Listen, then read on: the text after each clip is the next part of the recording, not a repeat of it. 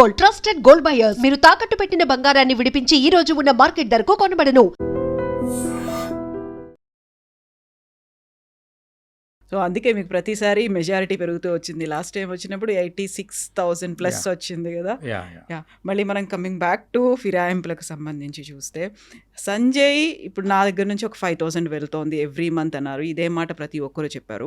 So speaker మాత్రం he is giving that clean chit. అందరూ బీఆర్ఎస్ ఎమ్మెల్యేలు అన్నారు. ఇంకా ఇద్దరిది మాత్రమే ఉంది, దానం నాగేందర్ అండ్ కడియం శ్రీహరిది ఉంది.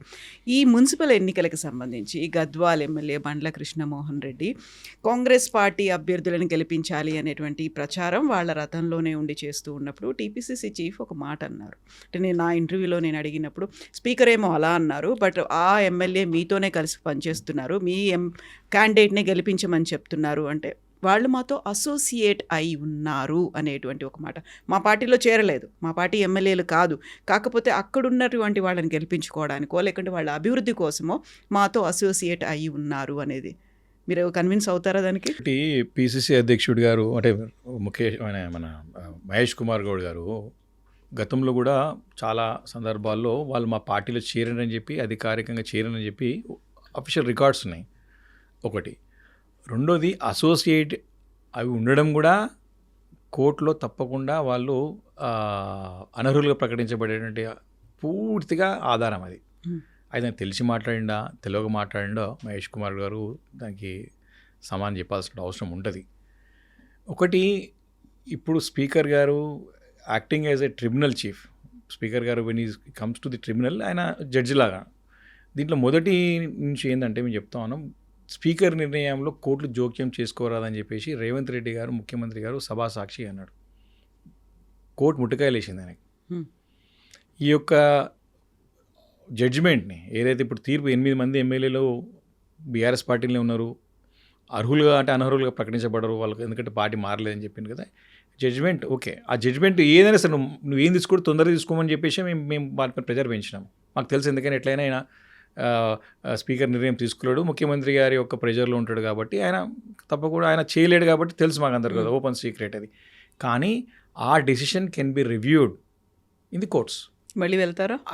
పోతానికే కదా మాకు ఇక్కడ ఇక్కడ అవుతుందని మేము ఎప్పుడు అనుకోలేదు. మేము తప్పకుండా ఈ నిర్ణయం ప్రకటించడానికే కాలయాపన చేస్తూ ఉన్నారు, చేస్తూనే ఉన్నారు. ఇంకా కూడా ఈరోజు 6th, ఈరోజు కంటెంప్ట్ ఉంది కోర్టులో, సుప్రీంకోర్టులో 6th లోపల చేయమని చెప్పి ఇస్తే కూడా మళ్ళీ కూడా ఇప్పుడు కూడా నేను కడియం శ్రీహరి అంటే పిటిషనర్ నేనే, దాన్ని మళ్ళీ పోస్ట్పోన్ చేసినారు కావాలని చెప్పేసి.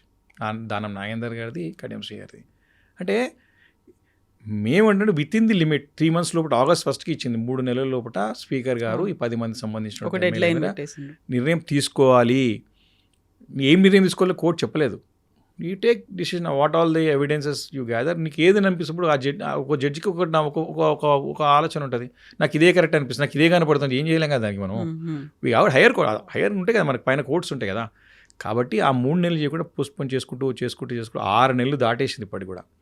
కాబట్టి మహేష్ కుమార్ గౌడ్ గారికి తెలియాల్సిన విషయం ఏంటంటే, కోర్టులు చాలా స్పష్టంగా గతంలో జడ్జిమెంట్స్ ఉన్నాయి.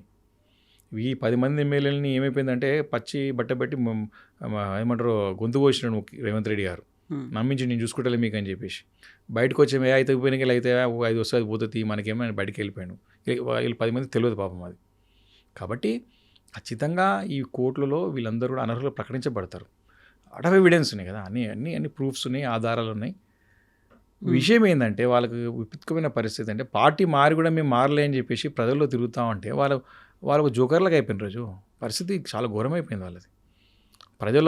ప్రజా కోర్టు ఎంతోమంది చెప్పినట్టు వీరు ఆన్సబుల్ పీపుల్ మనం సమానం చెప్పుకోవాల్సిన సమయం ఉంటుంది ఎప్పుడు ఒకసారి. వాళ్ళు ఇప్పుడు ఏం సమానం చెప్తారు ప్రజల్లో? కాంగ్రెస్ పార్టీ అని చెప్తాడా, నేను బీఆర్ఎస్ పార్టీ అని చెప్తాడా, ఏమని చెప్పుకుంటాడు? కాబట్టి ఈ యొక్క పార్టీ ఫిరాయింపుల యొక్క అంశం తప్పకుండా న్యాయస్థానంలో ఒక జడ్జిమెంట్ రాబోతున్నది, వస్తుంది. గతంలో కూడా మహారాష్ట్రలో వచ్చింది, గతంలో హిమాచల్ ప్రదేశ్లో కూడా ఒకటి వచ్చింది అనుకుంటాను. మన రీసెంట్గా వెస్ట్ బెంగాల్లో కూడా వచ్చింది ఒకటి, హైకోర్టులో వచ్చింది, సుప్రీంకోర్టులో ఛాలెంజ్, సుప్రీంకోర్టులో వచ్చేస్తుంది అది. కాబట్టి కొంచెం ఎప్పుడు రేపా ఎల్లుండి అనేది కొంచెం క్లారిటీ రావాలి. బట్ మోస్ట్ ప్రాబ్లీ ఈ ఇయర్ 2026లో ఈ సబ్జెక్ట్కి 26 కూడా పడకుండా వచ్చినారు కాబట్టి ఇంకా 6 monthsలో ఫుల్ స్టాప్ పడిపోతుంది. They are very serious. Supreme court is very serious about the subject. రాజకీయంగా బోల్డ్ అంతా అంటే పార్టీ ఫిరాయింపులు అంటే ఐరానికల్లీ అంటారా ఏంటి అనేది మీ మీద కూడా విపరీతమైనటువంటి అంటే మీరే పార్టీ మారి వచ్చిండ్రు, అలాంటి వాళ్ళు మీరే వన్ ఆఫ్ ద పిటిషనర్ అయ్యిండ్రు, ఎట్లా కుదురుతుంది అసలు? గతంలో బీఆర్ఎస్ తీసుకోలేదా? అసలు వాళ్ళకి ప్రతిపక్ష హోదా కూడా లేకుండా చేసింది, అక్కడ ఆఫీసులు లేకుండా చేసింది. ఎంతమంది కాంగ్రెస్ ఎమ్మెల్యేలను తీసుకున్నారు అనే మాట? మంచి ప్రశ్న ఇది, క్లారిటీ రావాలి. పార్టీ మారినాక నేను మారినని చెప్పుకోవాలి కదా. నేను ఆ రోజు తెలుగుదేశంలో గెలిచిన ఆ రోజు ప్రత్యేకమైన పరిస్థితులు, సార్ ఇట్లుంది, మేము పరిమితం పోవాల్సి వస్తుందని చెప్పినాం. మేము బీఆర్ఎస్ పార్టీని చెప్పుకున్నాం, మరి కానీ బీఆర్ఎస్ పార్టీలో వచ్చిన తర్వాత ఇంకా తెలుగుదేశం పార్టీని చెప్పలే కదా. నువ్వు బీఆర్ఎస్ పార్టీలో గెలిచి కాంగ్రెస్ పార్టీలో చేరి నువ్వు కాంగ్రెస్ పార్టీ చేరినని చెప్పుకోవడానికి భయం ఎందుకు మరి నీకు? ఇంకా బీఆర్ఎస్లో ఉండడం అనేది నేను దట్స్ వేర్ ది పాయింట్.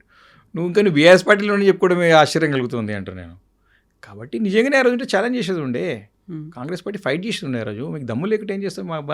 మరి దమ్ముంది, ఈరోజు న్యాయస్థానంలో పోరాటం చేసే దమ్ము ఉంది, ప్రజల్లో పోరాటం చేసే దమ్ము ఉంది, మీరు తప్పు చేసేదని చేసే ఒక దమ్ము ఉంది మా దగ్గర. మీరు రోజు దమ్ము లేదు కదా మీ దగ్గర, ఎందుకంటే మీరు ఎవరు లేరు కదా రోజు మీ దగ్గర. మీకు మీరే లేరు కదా, మీరు బయటికి వెళ్ళి తెచ్చుకునే నాయకుని పెట్టుకున్నారు కదా మీరు రోజు.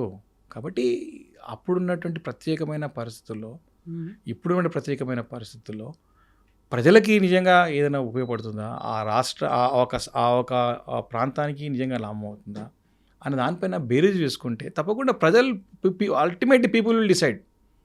దాని తర్వాత నేను 2 సార్లు మెజార్టీ డబుల్ మెజార్టీ చేసినట్టే పీపుల్ ఆర్ విత్ మీ. నేను తీసుకున్న నిర్ణయానికి వాళ్ళు నన్ను ప్రోత్సహించారు, నా ఎమ్మడి ఉన్నారు, నన్ను ముందు నడిపించినారు. యాక్సెప్టెన్సీ అనేది ముందుకు నడిపిస్తున్నారు కదా, ఇంకా ప్రోత్సహిస్తున్నారు. నేను ఏమంటే ఈరోజు మీరు పార్టీ మారినాక నేను పార్టీ మారినని చెప్పుకోవడానికి ఎందుకు భయం మీకు?